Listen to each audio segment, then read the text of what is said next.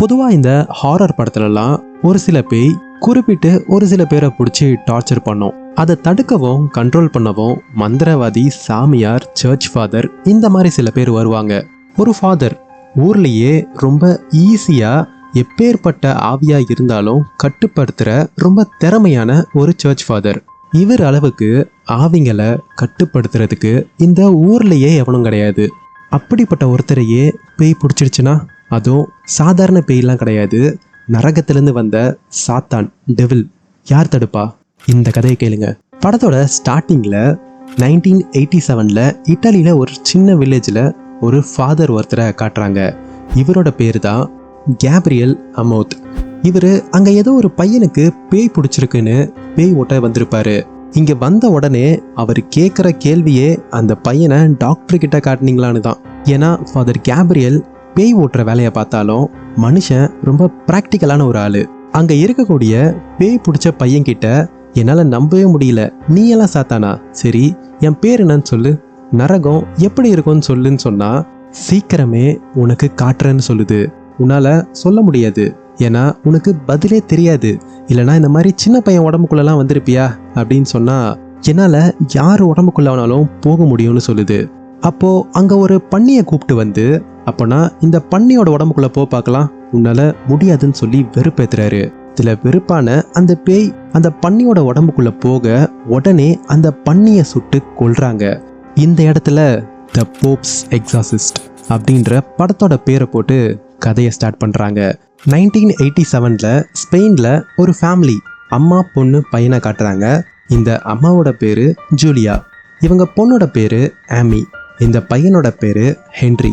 கொஞ்ச நாளைக்கு முன்னாடி இவங்களோட அப்பா ஒரு ஆக்சிடெண்ட்ல இறந்துருப்பாரு. ஹென்றி இவங்க அப்பா இறந்த அதிர்ச்சியில பேச முடியாம ஆயிருப்பான். ஏமி அம்மா பேச்சை கேட்காத கொஞ்சம் திமிரு பிடிச்ச மாடர்ன் கேர்ள். ஜூலியா இவங்க ஹஸ்பண்ட் இறந்ததுக்கு அப்புறம் லைஃப்பை லீட் பண்ணுறதுக்கும் இவங்க பசங்களை வளர்க்குறதுக்கும் ஃபினான்ஷியலாக ரொம்ப கஷ்டப்பட்டுட்டு இருக்க ஒரு லேடி. இவங்க கஷ்டத்தை போக்க இவங்க ஹஸ்பண்டுக்கு சொந்தமான ப்ராப்பர்ட்டி ஒரு ஓல்டு அபேண்டன் சர்ச்சை சேல் பண்ண வராங்க. இங்கே வந்ததுக்கு அப்புறம் ஒரு 1-2 நாள்லேயே ஆமி வித்தியாசமான சத்தங்களை ஃபீல் பண்ணுறா.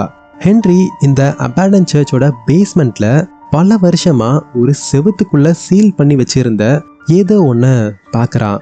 இதுக்கு அடுத்த நாளே உடம்பு சரியில்லாமல் போகிற ஹென்றி பல நாளாக பேசாமல் இருந்த பையன் இப்போ சொல்கிறான், நீங்கள்லாம் சாக போகிறீங்கன்னு. இதை சொன்னது மட்டும் இல்லாமல் அவனையே காயப்படுத்திக்கிறான். அது மட்டும் இல்லாமல் அவனோட வாய்ஸ் ஒரு சின்ன பையன் வாய்ஸ் மாதிரியே இல்லை, ஒரு 60-70 ஏஜ் உள்ள ஒரு ஆளோட வாய்ஸ் மாதிரி இருக்குது. அவனோட பிஹேவியரே டோட்டலாக சேஞ்ச் ஆகிருக்கு. இதெல்லாம் பார்த்து பயந்து போன ஜூலியா அப்புறம் ஆமி அங்கே இருக்கக்கூடிய லோக்கல் சர்ச் ஃபாதரான ஃபாதர் எக்ஸிபலை வர வைக்கிறாங்க. ஆனால் அந்த பையனுக்குள்ளே இருக்க பேய் நான் தேடி வந்தவன் நீ இல்லைன்னு சொல்லி அந்த ஃபாதரை அடித்து விரட்டுது. இந்த விஷயம் வேட்டிக்கன் சர்ச் போப் மூலயமா ஃபாதர் கேப்ரியலுக்கு போய் சேருது. ஃபாதர் கேப்ரியல் அந்த பையனை பார்க்க ஸ்பெயினுக்கு போய் சேர்றாரு. அந்த பையனை பார்த்த உடனே தெரிஞ்சுக்கிறாரு, இது சாதாரண பேய் பிசாசு இல்லை, இது சாத்தான் அப்படின்னு. இதை பார்த்து ஃபாதர் கேப்ரியலே கொஞ்சம் பயந்து போறாரு. ஏன்னா இவர் அவரோட பாஸ்ட்ல ஒரு சோல்ஜராக இருந்திருப்பாரு. வாரில் இவர் கூட இருந்த சோல்ஜர்ஸ்லாம் சாகிறப்போ கோழை மாதிரி இறந்து போன மாதிரி நடிச்சு அங்கிருந்து தப்பிச்சிருப்பாரு. இதனால இவருக்கு ஒரு கில்ட் இருக்கும். இந்த விஷயம்லாம் அந்த சாத்தானுக்கு தெரிஞ்சிருக்கு. ஃபாதர் கேப்ரியல் அப்புறம் ஃபாதர் எக்ஸிபலால அந்த சாத்தானை அவ்வளோ ஈஸியாக கண்ட்ரோல் பண்ண முடியல. ஏன்னா இந்த 2 ஃபாதர்ஸ் மேலேயும் மன்னிக்கப்படாத பாவங்கள் இருக்கு. அதை வச்சு அந்த சாத்தான் விளையாடுது. இந்த 2 ஃபாதர்ஸ் மேலேயும் இருக்கிற பாவங்கள் என்னன்னா, ஃபாதர் கேப்ரியல் அவர் சோல்ஜராக இருந்த காலகட்டத்தில் கோழையாக இருந்திருக்காரு. இதனால அவர் கூட இருந்த சோல்ஜர்ஸ் உயிர் போக காரணமாக இருந்திருக்காரு. அப்புறம் கொஞ்ச நாளைக்கு முன்னாடி ஒரு பொண்ணுக்கு பேய் ஓட்ட போன இடத்துல அந்த பொண்ணுக்கு பேய் பிடிக்கலன்னு தெரிஞ்சுக்கிட்டு இருப்பாரு. இதனால அந்த பொண்ணை ஒரு நல்ல டாக்டர் கிட்ட காட்டுங்கன்னு சொல்லிட்டு வந்திருப்பாரு. ஆனா அந்த பொண்ணோட உண்மையான ப்ராப்ளம், அந்த பொண்ணை சுத்தி இருக்க சில பேர் அவளை செக்ஷுவல் அபியூஸ் பண்ணியிருப்பாங்க. அவங்க கிட்ட இருந்து தப்பிக்க ஃபாதர் கேப்ரியல் கிட்ட ஹெல்ப் கேட்க ட்ரை பண்ணியிருப்பா. இதை இவர் புரிஞ்சுக்காததுனாலேயே கொஞ்ச நாள்லயே அந்த பொண்ணு இவர் கண்ணு முன்னாடியே சூசைட் பண்ணி இறந்து போயிருப்பா.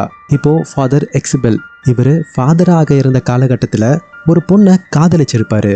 ஆனா கடவுள் மேல இருக்க அன்புல அந்த பொண்ணை விட்டுட்டு சர்ச் ஃபாதரா ஆயிருப்பாரு. ஸோ இவங்க தெரிஞ்சுக்கிறாங்க, நம்ம மேல இருக்க பாவங்கள் போகாம இந்த சாத்தானை விரட்ட முடியாதுன்னு. இதனால ஒருத்தர் மாத்தி ஒருத்தர் அவங்க பாவங்களை சொல்லி பாவ மன்னிப்பு வாங்குறாங்க. இதுக்கப்புறம் தான் ஃபாதர் கேப்ரியல் அந்த சாத்தானை பத்தின ரகசியங்களை கண்டுபிடிக்கிறாரு. இந்த அபேண்டன் சர்ச்சுக்கு பின்னால ஒரு வித்தியாசமான பழைய கிணறு இருக்கும். அந்த கிணறு ஸ்ட்ரெயிட்டா இந்த சர்ச்சோட பேஸ்மெண்ட்ல தான் கனெக்ட் ஆகுது. அந்த இடத்துக்குள்ள ஃபாதர் கேப்ரியல் அப்புறம் எக்ஸிபெல் 2 பேரும் பார்க்க போறாங்க. அந்த இடத்துல பல வருஷமா ஒரு உடல் கூண்டுக்குள்ள இருக்கு.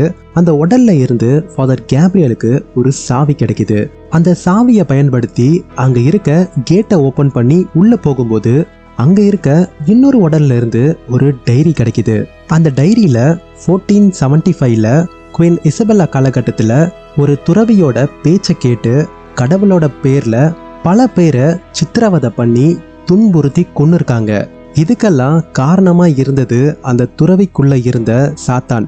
அந்த சாத்தான் வேற எதுவும் இல்ல, இப்போ ஹென்ரியோட உடம்புக்குள்ள இருக்க அதே சாத்தான் தான். மறுபடியும் ஃபாதர் கேப்ரியல் மாதிரியான ஒருத்தர் உடம்புக்குள்ள போயிட்டா வேட்டிகன் சர்ச்சுக்குள்ள ஈஸியா நுழைஞ்சி மறுபடியும் கடவுள் பேரை வச்சு பல பேரை கொல்லலான்னு வந்திருக்கு அப்படின்றத ஃபாதர் கேப்ரியலும் எக்ஸிபெலும் கண்டுபிடிக்கிறாங்க.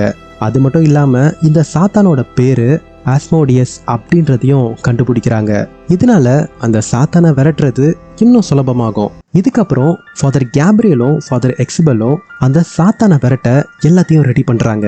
எவ்வளவோ கஷ்டப்பட்டு அந்த சாத்தானை விரட்ட முயற்சி பண்றப்போதான் தெரியுது அந்த சாத்தான் ஹென்ரியோட உடம்ப மட்டும் கட்டுப்படுத்தல, இவனோட அக்கா ஆமியையும் கட்டுப்படுத்துது.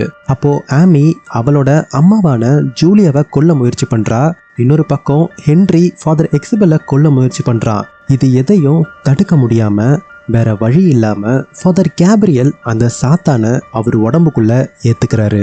அந்த சாத்தான் அவரோட உடம்ப முழு கட்டுப்பாட்டுல எடுத்துக்கிறதுக்குள்ள எப்படியாவது அதை அழிச்சிடணும்னு பேஸ்மெண்ட்டுக்கு வராரு. பின்னாடியே ஃபாதர் எக்ஸிபெலும் பேஸ்மெண்ட்டுக்கு வந்து பாக்குறாரு. அப்போ ஃபாதர் கேப்ரியல் அந்த சாத்தானோட கட்டுப்பாட்டுக்கு முழுசா போயிட்டாரு. ஆனா எக்ஸிபெல் எப்படியோ பேசி ஃபாதர் கேப்ரியலை வெளியே கொண்டு வராரு. கேப்ரியல் அவரோட உடம்புக்குள்ள சாத்தானை வச்சுக்கிட்டு அதை விரட்ட முயற்சி பண்றாரு. இன்னொரு பக்கம் ஃபாதர் எக்ஸிபெல் அந்த சாத்தானை விரட்ட ப்ரே பண்றாரு. இப்படியே இவங்க 2 பேரும் சேர்ந்து அந்த சாத்தானை வெளியே கொண்டு வந்து அதை அழிக்கிறாங்க. இது எல்லாம் முடிஞ்சதுக்கு அப்புறம் வேட்டிகனுக்கு வந்த 2 பேருக்கும் ஒரு ஃபாதர் மூலியமா இந்த விஷயத்துல பாதிக்கப்பட்ட அந்த ஃபேமிலி இப்போ சேஃபா நல்லா இருக்காங்கன்னு தெரிய வந்தது மட்டும் இல்லாம இப்போ பார்த்த இந்த ஆஸ்மோடியஸ் சாத்தான் மாதிரியே உலகம் முழுக்க இன்னும் 199 சாத்தான் இருக்குன்றது தெரிய வருது. அதை தேடி ஃபாதர் கேப்ரியல் கிளம்புறாரு. இந்த படத்துல நடந்ததெல்லாம் சாதாரண கதை இல்ல, பேஸ்ட் ஆன் ட்ரூ ஸ்டோரின்னு சொல்லி உண்மையான ஃபாதர் கேப்ரியல் அமோத் ஃபோட்டோவை காமிச்சு இந்த படத்தை முடிக்கிறாங்க. ஆல்ரைட், இந்த படத்தோட ஸ்டோரியை என்னால் முடிஞ்ச அளவுக்கு கட் ஷார்ட் பண்ணி தான் சொல்லியிருப்பேன். இந்த படத்தோட ஃபுல் ஸ்டோரி ப்ளஸ் எக்ஸ்பீரியன்ஸ் வேணும்னா இந்த படத்தை பார்த்தா மட்டும்தான் கிடைக்கும். ஸோ மறக்காமல் செக் பண்ணி பாருங்கள். வீடியோ பிடிச்சிருந்தா லைக், ஷேர், சப்ஸ்கிரைப்லாம் பண்ணிவிட்டு ஸ்டோரி எப்படி இருந்துச்சுன்றத கமெண்ட்டில் சொல்லுங்கள். இன்னொரு இன்ட்ரெஸ்டிங்கான படத்தோட கண்டிப்பாக பார்க்கலாம்.